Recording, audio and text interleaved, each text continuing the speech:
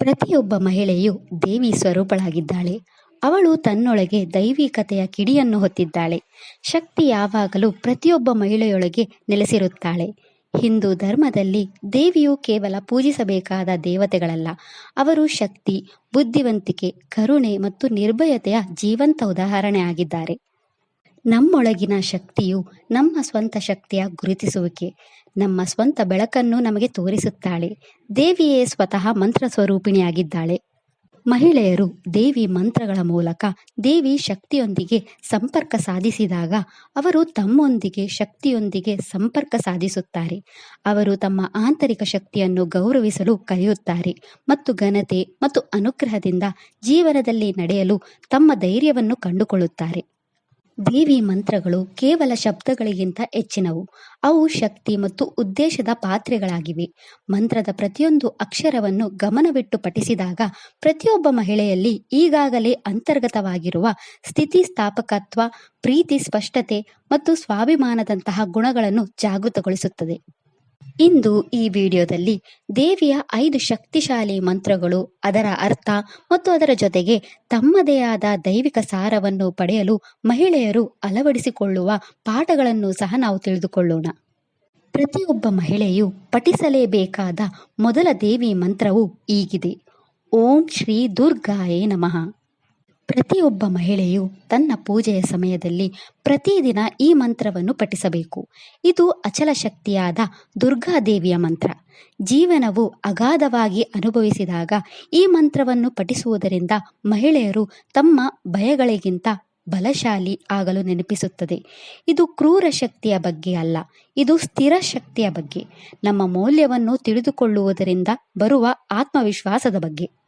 ನಮ್ಮನ್ನು ನಾವು ಪ್ರೀತಿಸುವುದು, ನಮ್ಮನ್ನು ನಾವು ಗೌರವಿಸುವುದು, ನಮ್ಮ ಒಳಗಿನ ಸತ್ಯದಲ್ಲಿ ದೃಢವಾಗಿ ನಿಲ್ಲುವುದು ಮತ್ತು ನಮ್ಮ ಒಳಗಿನ ಶಕ್ತಿಯನ್ನು ನಂಬುವುದನ್ನು ಈ ಮಂತ್ರ ನಮಗೆ ನೆನಪಿಸುತ್ತದೆ. ಈ ಮಂತ್ರವು ಎಲ್ಲ ನಕಾರಾತ್ಮಕ ಅಂಶಗಳಿಂದ ಶಕ್ತಿ ಮತ್ತು ರಕ್ಷಣೆಯನ್ನು ಹೊಂದಿದೆ. ಇದು ದೇವಿಯ ಕವಚದಂತೆ ಕಾರ್ಯನಿರ್ವಹಿಸುತ್ತದೆ ಮತ್ತು ಯಾವಾಗಲೂ ನಮ್ಮನ್ನು ರಕ್ಷಿಸುತ್ತದೆ. ಪ್ರತಿಯೊಬ್ಬ ಮಹಿಳೆಯು ಈ ಮಂತ್ರವನ್ನು ಪ್ರತಿದಿನ ಪಠಿಸಿದರೆ ಅದು ಅವಳ ಇಡೀ ಕುಟುಂಬವನ್ನು ರಕ್ಷಿಸುತ್ತದೆ. ಪ್ರತಿಯೊಬ್ಬ ಮಹಿಳೆಯು ಪಠಿಸಲೇಬೇಕಾದ 2ನೇ ದೇವಿ ಮಂತ್ರವು ಹೀಗಿದೆ: ಓಂ ದೇವಿ ಮಹಾಕಾಲ್ಯಾಯೇ ನಮಃ. ದೇವಿ ಮಹಾಕಾಲಿ ನಮ್ಮ ಭ್ರಮೆಗಳು ಮತ್ತು ಸುಳ್ಳು ಮಿತಿಗಳನ್ನು ಕರಗಿಸುವ ಶಕ್ತಿಯನ್ನು ಪ್ರತಿನಿಧಿಸುತ್ತಾಳೆ. ನಮ್ಮ ಸಮಯ, ಬದಲಾವಣೆ, ವಿನಾಶ ಮತ್ತು ವಿಮೋಚನೆಯನ್ನು ಪ್ರತಿನಿಧಿಸುವ ಶಕ್ತಿಯ ಅಂತಿಮ ಉಗ್ರ ರೂಪವಾಗಿ ಅವಳನ್ನು ಪೂಜಿಸಲಾಗುತ್ತದೆ.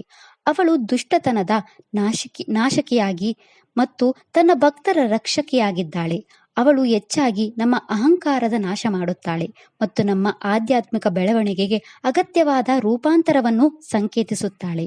ಈ ದೇವಿ ಮಂತ್ರವು ನಮ್ಮ ಎಲ್ಲ ಭಯಗಳಿಂದ ನಮ್ಮನ್ನು ಮುಕ್ತಗೊಳಿಸುತ್ತದೆ. ಮಾ ಕಾಲಿಯ ಈ ದೈವಿಕ ಶಕ್ತಿಯನ್ನು ಕರೆಯುವ ಮೂಲಕ ಮಹಿಳೆಯರು ತಮ್ಮ ಸ್ವಯಂ ಅನುಮಾನ, ಸಾಮಾಜಿಕ ಒತ್ತಡಗಳು ಮತ್ತು ಹಳೆಯ ಆಲೋಚನೆ ಮಾದರಿಗಳನ್ನು ಹೊರಹಾಕಲು ಕಲಿಯುತ್ತಾರೆ. ಈ ಮಂತ್ರದಿಂದ ಮಹಿಳೆಯರು ಸಮಾಜದಲ್ಲಿ ತಮ್ಮದೇ ಆದ ಹೆಸರು ಮತ್ತು ಖ್ಯಾತಿಯನ್ನು ಗಳಿಸುತ್ತಾರೆ. ಪ್ರತಿಯೊಬ್ಬ ಮಹಿಳೆಯು ಪಠಿಸಲೇಬೇಕಾದ 3ನೇ ದೇವಿ ಮಂತ್ರವು ಹೀಗಿದೆ: ಓಂ ದೇವಿ ಮಹಾಲಕ್ಷ್ಮಿಯೇ ನಮಃ.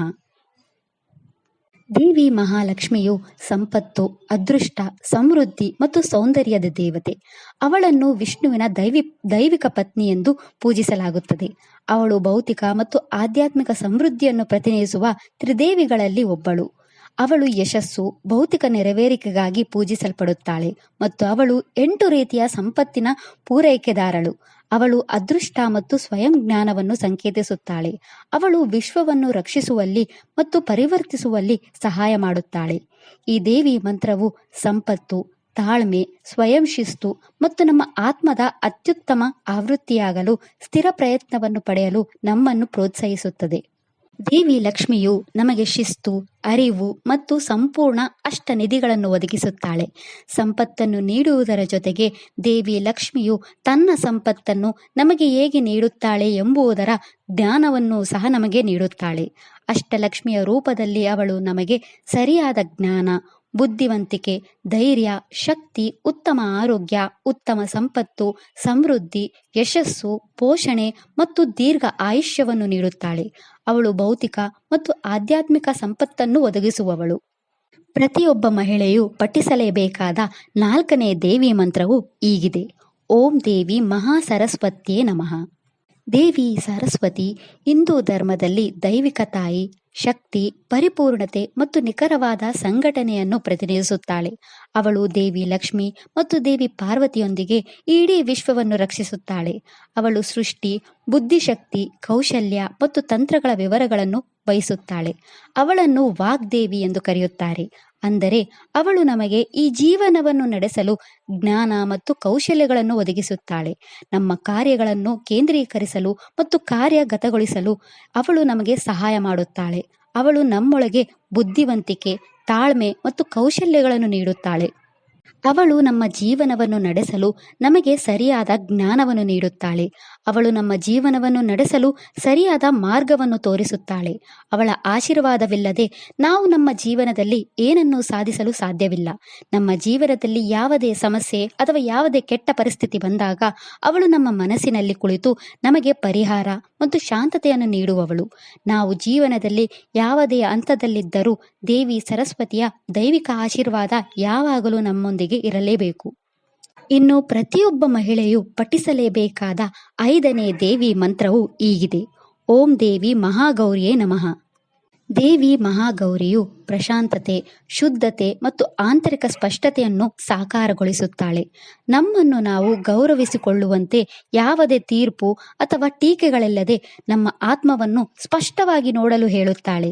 ಈ ಮಂತ್ರವು ಪ್ರತಿಯೊಬ್ಬ ಮಹಿಳೆಯು ತಮ್ಮ ನಕಾರಾತ್ಮಕ ಆಲೋಚನೆಗಳನ್ನು ಶುದ್ಧೀಕರಿಸಲು, ತಮ್ಮನ್ನು ಕ್ಷಮಿಸಲು ಮತ್ತು ಅವರ ನಿಜವಾದ ಸ್ವರೂಪವನ್ನು ಅಳವಡಿಸಿಕೊಳ್ಳಲು ಪ್ರೋತ್ಸಾಹಿಸುತ್ತದೆ. ನಾವು ಯಾರೆಂದು ಒಪ್ಪಿಕೊಂಡಾಗ ನಾವು ಆಂತರಿಕ ಶಾಂತಿಯಿಂದ ಪ್ರಕಾಶಮಾನರಾಗುತ್ತೇವೆ.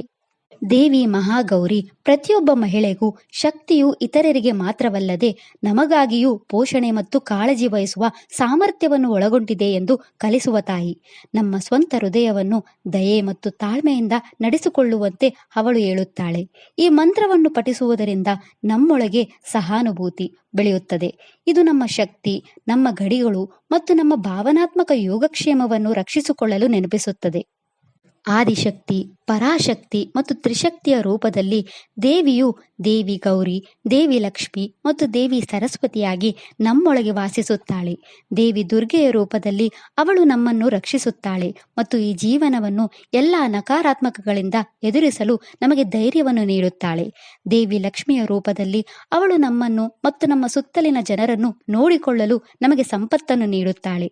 ಅವಳು ತನ್ನ ಸಂಪತ್ತನ್ನು ಗೌರವಿಸಲು ನಮಗೆ ಕಲಿಸುತ್ತಾಳೆ ಮತ್ತು ತನ್ನ ಸಂಪತ್ತನ್ನು ಸರಿಯಾದ ಉದ್ದೇಶಕ್ಕಾಗಿ ಬಳಸಲು ನಮಗೆ ಮಾರ್ಗದರ್ಶನ ನೀಡುತ್ತಾಳೆ.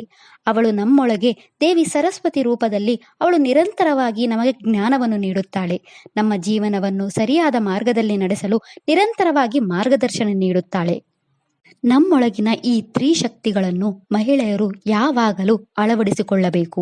ಅವು ನಮ್ಮ ಶಕ್ತಿ, ನಮ್ಮ ಮೌಲ್ಯ ಮತ್ತು ಅವುಗಳಿಗೆ ಅಂಟಿಕೊಂಡಿರುವ ನಮ್ಮ ದೈವಿಕ ಸಾರವನ್ನು ಪ್ರತಿನಿಧಿಸುತ್ತವೆ. ಈ ಮಂತ್ರಗಳು ನಮ್ಮ ಜೀವನ ಪ್ರಯಾಣಕ್ಕೆ ಮಾರ್ಗದರ್ಶನ ನೀಡುತ್ತವೆ.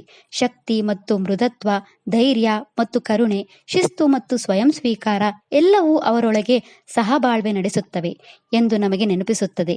ಪ್ರತಿಯೊಬ್ಬ ಮಹಿಳೆಯು ತಾನು ಕೇವಲ ದೇವತೆಯನ್ನು ಆಹ್ವಾನಿಸುತ್ತಿಲ್ಲ, ಅವಳು ತನ್ನೊಳಗಿನ ದೈವಿಕತೆಯನ್ನು ಆಹ್ವಾನಿಸುತ್ತಿದ್ದಾಳೆ ಎಂಬ ಉದ್ದೇಶದಿಂದ ಈ ಮಂತ್ರಗಳನ್ನು ಪಠಿಸಬೇಕು.